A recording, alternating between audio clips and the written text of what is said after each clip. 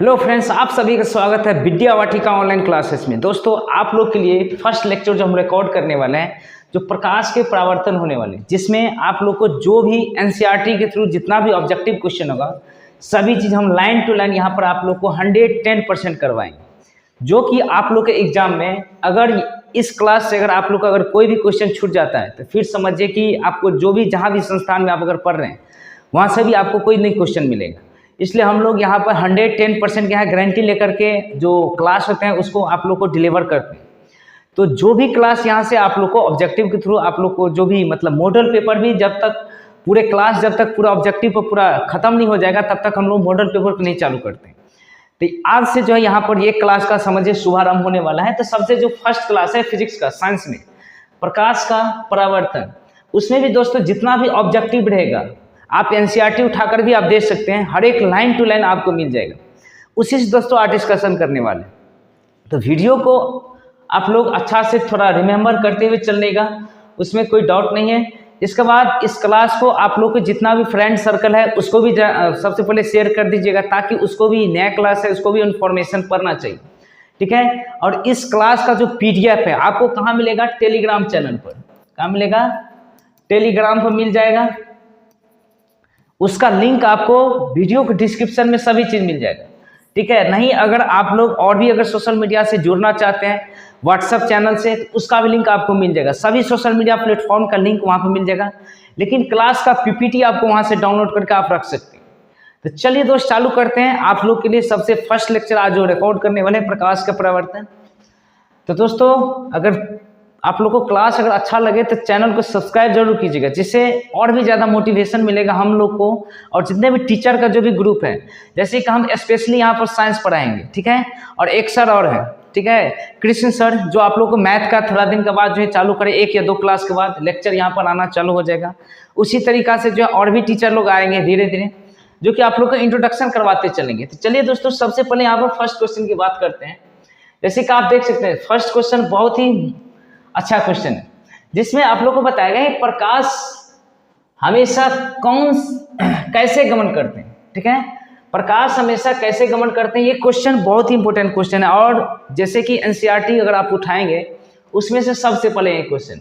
तो जब भी हम कोई यदि मान के चलिए चौरबत्ती को ही यहाँ पर जलाते हैं, ठीक है, ये क्या है आपका चौरबत्ती होगी, तो हमेशा जब ही इससे प्रकाश निकलेगा तो हमेशा कैसे गमन करते हैं? हमेशा सीधी रेखा में, ना कि पीछे की तरफ जाएगा।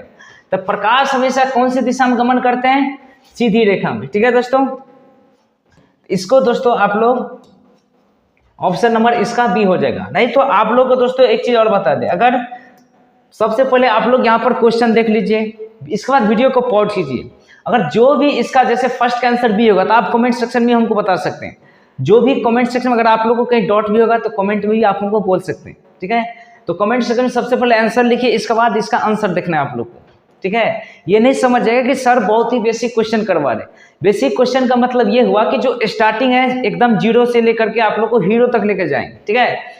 तो प्रकाश हमेशा कैसे गमन करते हैं? हमेशा सीधी रेखा में गमन करते हैं। चलिए अगला क्वेश्चन की तरफ चलते हैं। अगला क्वेश्चन में लिखा हुआ है प्रकाश की चाल निर्वात में क्या होते हैं। यह भी क्वेश्चन दोस्तों बहुत इंपॉर्टेंट क्वेश्चन है। यहाँ पर दोस्तों देख सकते हैं प्रकाश की चाल कितना है निर्वात में, 1 सेकेंड। प्रकाश की चाल जो है निर्वात में कितना होते हैं? 3 × 10⁸ मीटर प्रति सेकेंड होता है, ठीक है। इसको आप रेंडम कुछ भी दे सकते हैं, ऑप्शन दिया हुआ है। तो इसका आंसर, करेक्ट आंसर कौन सा हो जाएगा? इसका करेक्ट आंसर आपको हो जाएगा ए नंबर। कौन सा होगा? ए नंबर जाए, इसका करेक्ट आंसर हो जाएगा। समझ गए दोस्तों। इसी तरीके से दोस्तों आप लोग जैसे कि आप कमेंट करते हैं, जिससे हमको भी अनुभव होता है कि कौन सा विद्यार्थी जो है अच्छा से जो उसको जवाब दे रहे हैं, ठीक है। चलिए इसके बाद दोस्तों आपको सेकंड क्वेश्चन, थर्ड क्वेश्चन पर आपको चलते हैं। थर्ड क्वेश्चन में लिखा गया है कि निम्नलिखित में प्रदीप्त पिंड कौन सा है, ठीक है दोस्तों। क्या लिखा गया? निम्नलिखित में प्रदीप्त पिंड कौन सा है। चलिए, तो प्रदीप्त पिंड सबसे पहले क्या होता है इसके बारे में आप लोग को समझ आना चाहिए, ठीक है। प्रदीप्त पिंड उसको बोलेंगे जो स्वयं का प्रकाश उत्पन्न करते हैं। जो क्या करते हैं? 1 सेकेंड दोस्तों, जो स्वयं प्रकाश उत्पन्न करते हैं। या जिसमें स्वयं का प्रकाश हो उसको हम क्या बोलेंगे, प्रदीप्त पिंड कहते हैं। ठीक है, आप एनसीईआरटी में देख लीजिएगा। तो सूर्य के पास अपना खुद का प्रकाश होता है और तारे के पास भी अपना खुद का प्रकाश होता है, इसलिए इसका आंसर कौन सा हो जाएगा, इसका आंसर सी नंबर हो जाएगा। ठीक है, चलिए इसके बाद चलते हैं आगे वाले क्वेश्चन पर, मतलब क्वेश्चन नंबर 4 पर। ठीक है, क्वेश्चन नंबर 4 में लिखा गया है कि निम्नलिखित में अप्रदीप्त पिंड किसे कहते हैं। जैसे प्रदीप्त पिंड में आपको बताए थे, प्रदीप्त पिंड में क्या बताए थे कि जिसमें स्वयं का प्रकाश हो, जिसमें स्वयं का प्रकाश हो, ठीक है, उसको हम क्या बोलेंगे, अप्रदीप्त प्रदीप्त पिंड बोलते हैं। और जिसमें स्वयं का प्रकाश नहीं हो, इसको साइड में आप लोग नोट्स बनाते चलिएगा, जिसमें स्वयं का प्रकाश न हो, जिसमें स्वयं का प्रकाश नहीं होगा, नहीं हो, उसको हम क्या बोलेंगे, अप्रदीप्त पिंड बोलेंगे। अब दोस्तों इस दोनों में से आप डिसाइड खुद कर सकते हैं, इसमें किसमें जो है अपना स्वयं का प्रकाश नहीं होता है। तो सूर्य का तो स्वयं का प्रकाश होता है, तारे का भी स्वयं का प्रकाश होता है, इसलिए हम पिछले वाले जो क्वेश्चन है इसमें आप देख सकते हैं कि इसको हम क्या बोले थे, प्रदीप्त पिंड बोले थे, मतलब दोनों ए और बी दोनों बोले थे। उसी तरीका से इसमें दोनों में अगर प्रकाश होगा तो किसमें नहीं होगा वो पूछ रहे हैं, अप्रदीप्त पिंड, मतलब कागज में जो क्या होता है, प्रकाश स्वयं का नहीं होता है, इसलिए इसका आंसर क्या हो जाएगा, सी हो जाएगा। इसके बाद चलिए नेक्स्ट क्वेश्चन पर। तो चलिए दोस्तों अगला जो क्वेश्चन है वो क्वेश्चन में लिखा हुआ है निम्नलिखित में पारदर्शी पदार्थ कौन सा है। निम्नलिखित में पारदर्शी पदार्थ जो है वह कौन सा है, एक सेकेंड दोस्तों, पारदर्शी पदार्थ कौन सा है, चलिए हाँ सही है, पारदर्शी पदार्थ कौन सा है। जैसे कि आपको पिछले वाले क्वेश्चन में आपको बताए थे कि प्रदीप्त पिंड और अप्रदीप्त पिंड के बारे में बताए थे, और पारदर्शी पदार्थ, हाँ पारदर्शी पदार्थ का मतलब हुआ जिसमें प्रकाश जो है आर पार जो है जा सके। क्या होता है, जिसमें प्रकाश की किरण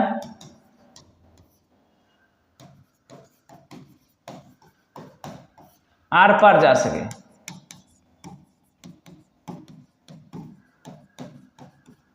उसको हम क्या कहेंगे, पारदर्शी पदार्थ बोलेंगे। ठीक है दोस्तों, आपको जो भी जहां भी जो कॉन्सेप्ट है, जैसे पारदर्शी पदार्थ क्या होता है उसको हम शॉर्ट फॉर्म यहाँ पर हम आपको बताते भी चलेंगे, जिससे आप लोग को थ्योरी वाले क्वेश्चन में भी जो डाउट होगा वो भी आप लोग को क्लियर होते चलेगा। ठीक है, तो पारदर्शी पदार्थ में क्या बोले हैं, जिसमें प्रकाश की किरण आर पार जा सके।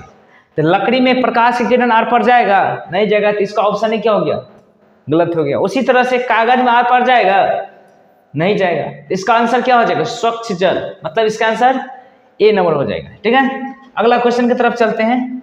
अगला क्वेश्चन में लिखा गया है निम्नलिखित में अपारदर्शी पदार्थ कौन है। जैसे कि पारदर्शी पदार्थ था उसी तरह से अपारदर्शी इसका अपोजिट होगा, अपोजिट, अपोजिट का मतलब माने तो क्या हो गया, उल्टा, मतलब उसमें प्रकाश आर पार जा रहा था, इसमें प्रकाश आर पार नहीं जाएगा। मतलब पीछे कलम पीछे में देखिए, जिसमें प्रकाश आर पार जाएगा तो किसमें गया था, स्वच्छ जल में, लकड़ी या कागज में नहीं गया था। लेकिन यहाँ पर भी सेम ऑप्शन है, नहीं थोड़ा कुछ चेंज है, मतलब स्वच्छ जल क्या हो गया, आपको पारदर्शी पदार्थ का एग्जाम्पल हो गया। लकड़ी, लकड़ी में क्या होता है, प्रकाश आर पार नहीं जाता, इसलिए क्या हो गया, इसका आंसर ये हो गया अपारदर्शी। लेकिन आप बोलेंगे सी नंबर। तो चलिए आगे क्वेश्चन और है इसके ऊपर में, अगला क्वेश्चन पे चलते हैं। निम्नलिखित में से पारभासी पदार्थ किसे कहते हैं। जो जो इंपोर्टेंट होते हैं उसको हम आप लोग को घेरते हुए चलते हैं और उसको मार्क करते हुए चलते हैं। पारभासी पदार्थ, पारभासी पदार्थ उसे कहते हैं जिसमें से प्रकाश की किरण थोड़ा थोड़ा निकलता है, मतलब पूरा परोक्ष रूप से नहीं जा पाते। जैसे अभी हम कहीं पर अगर लाइट जलाए तो पूरा का पूरा जो लाइट है तो वो नहीं जाएगा, थोड़ा थोड़ा दिखाई देगा, थोड़ा थोड़ा दिखाई देगा, उसको हम क्या बोलते हैं, पारभासी पदार्थ। मतलब आप स्वच्छ जल क्या हो गया, पारदर्शी का एग्जाम्पल, लकड़ी क्या हो गया, अपारदर्शी का एग्जाम्पल। लेकिन तेल लगा हुआ कागज क्या होता है, उसमें से जैसे ही आप कोई भी अगर लाइट होगा उसमें से अगर लाइट देंगे तो आर पार थोड़ा थोड़ा थोड़ा जो है प्रकाश आ जाते हैं, इसलिए इसका एग्जाम आंसर क्या हो जाएगा, तेल लगा हुआ कागज। अब पारदर्शी, अपारदर्शी और पारभासी में आप लोगों को कोई डाउट नहीं होना चाहिए। इसके बाद चलिए आगे वाले क्वेश्चन पे चलते हैं।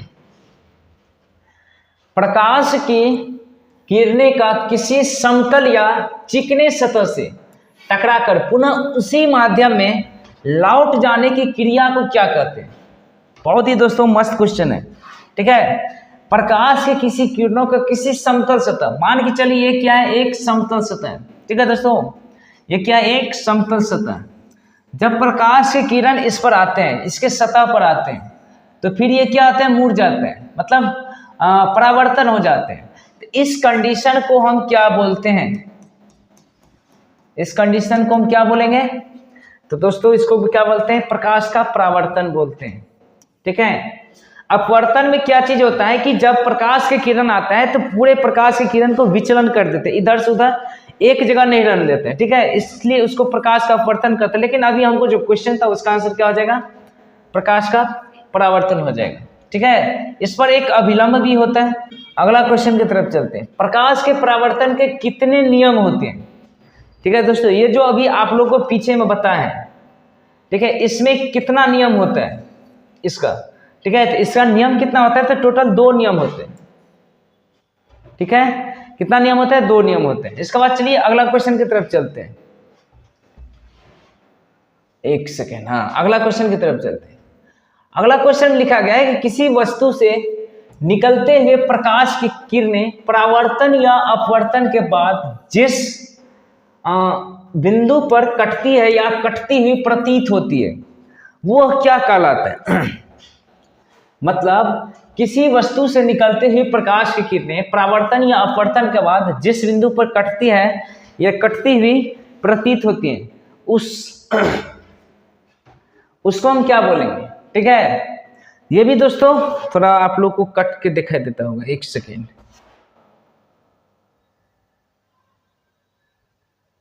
चलिए अब अच्छा से दिखाई देता होगा ऑप्शन। ठीक है, इसका आंसर क्या होगा? ठीक है, तो इसका आंसर दोस्तों उसको प्रतिबिंब बोलते हैं। क्या बोलते हैं इसको? प्रतिबिंब बोलते हैं। जो था इसका सभी चीज यहाँ पर लिख ही दिया गया है, यहाँ पर आप देख सकते हैं। थोड़ा छोटे कर देते हैं, अच्छा रहेगा। किसी वस्तु से निकलती हुई प्रकाश की किरणें परावर्तन या अपवर्तन के बाद जिस बिंदु पर कटती हुई प्रतीत होती है, उसको क्या बोलते हैं हम? एक सेकेंड दोस्तों, प्रतिबिंब ही कहेंगे इसको। ठीक है, इसको प्रतिबिंब बोलते हैं। अब चलते हैं अगला क्वेश्चन पर। अगला क्वेश्चन लिखा गया कि प्रतिबिंब कितने प्रकार के होते हैं? कितने प्रकार के होते हैं? तो 2 प्रकार के होते हैं। आंसर क्या हो जाएगा? 2। कौन कौन? वास्तविक प्रतिबिंब, वास्तविक प्रतिबिंब, और दूसरा क्या होता है? काल्पनिक या आभासी। आभासी प्रतिबिंब।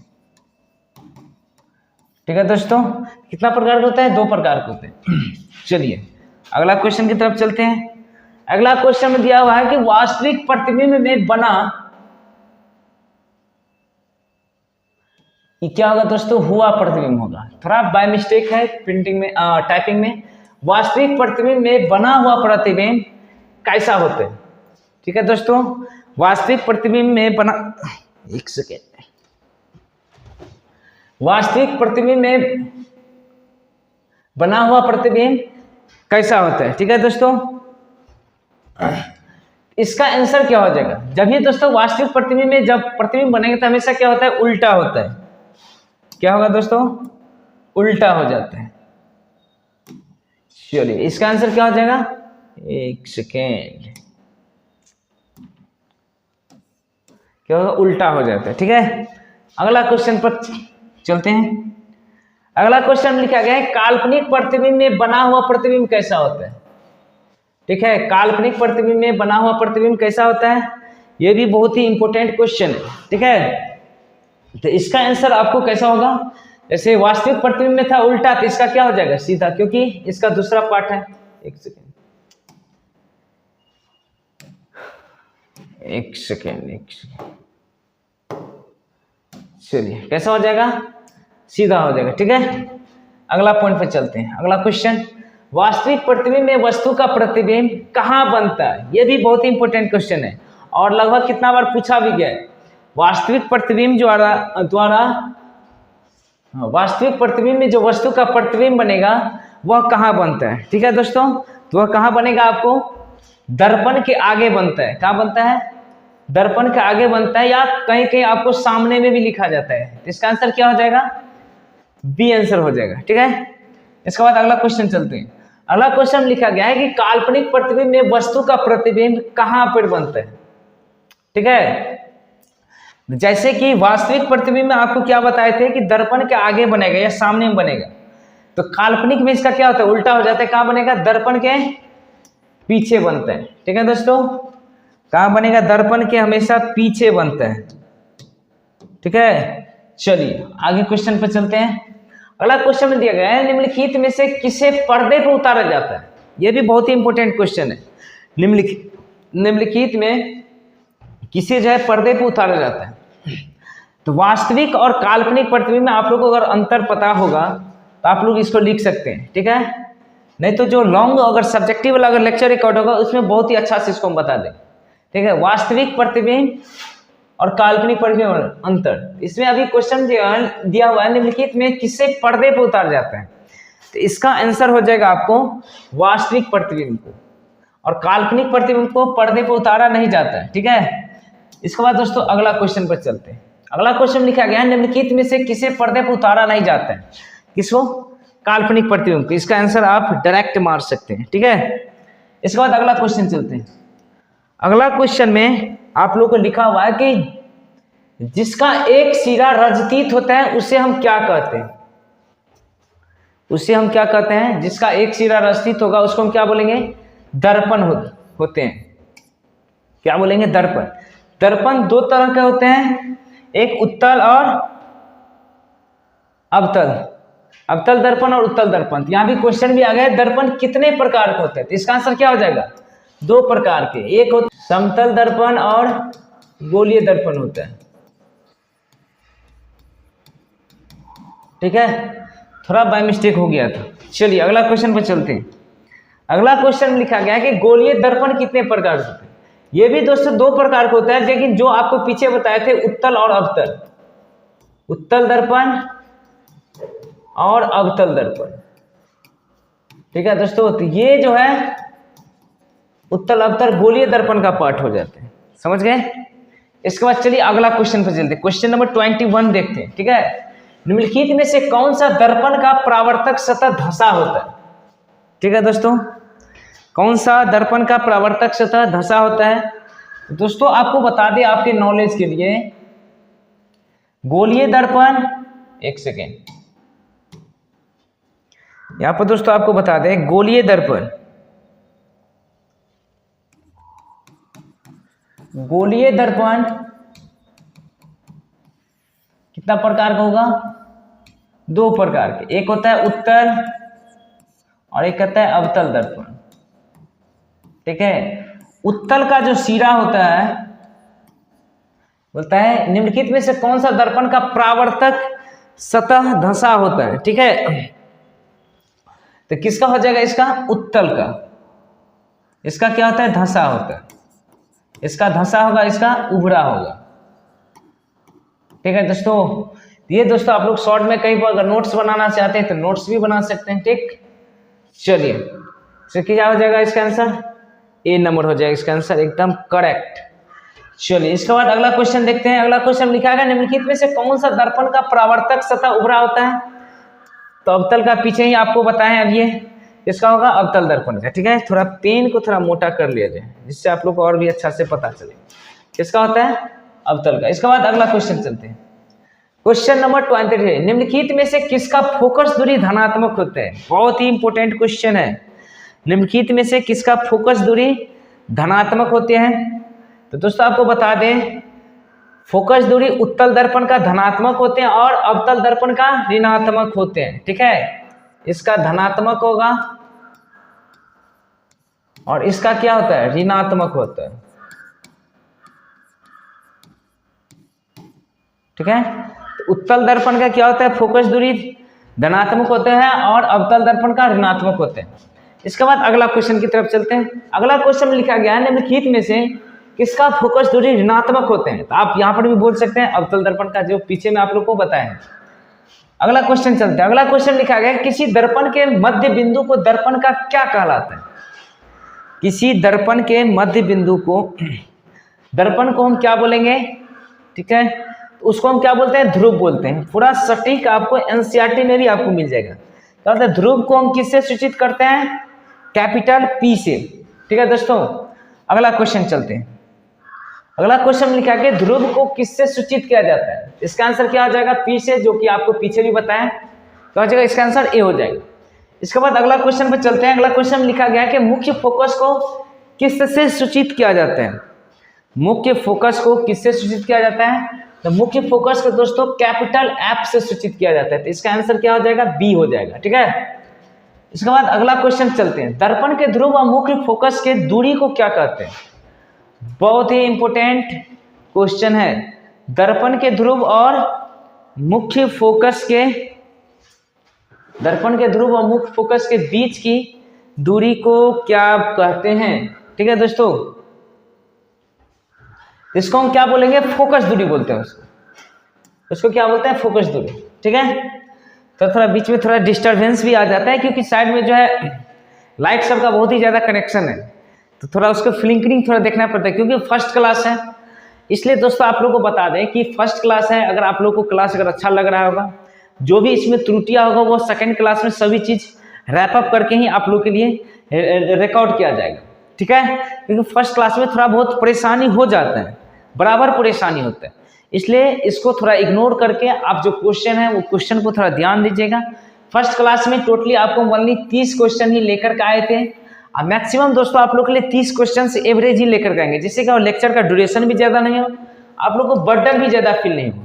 ठीक है दोस्तों, और दोस्तों आप लोग को एक चीज़ और बता दें, अगर आप लोग को अच्छा लग रहा है तो फटाक से चैनल को क्या करना है, आप लोग को शेयर कर देना है अपने दोस्तों और मित्रों के साथ। ठीक है, अगर इस चैनल का, अगर इस क्लास से अगर आपको पीपीटी चाहिए, ठीक है, तो आपको टेलीग्राम ग्रुप ही ज्वाइन कर लेना है।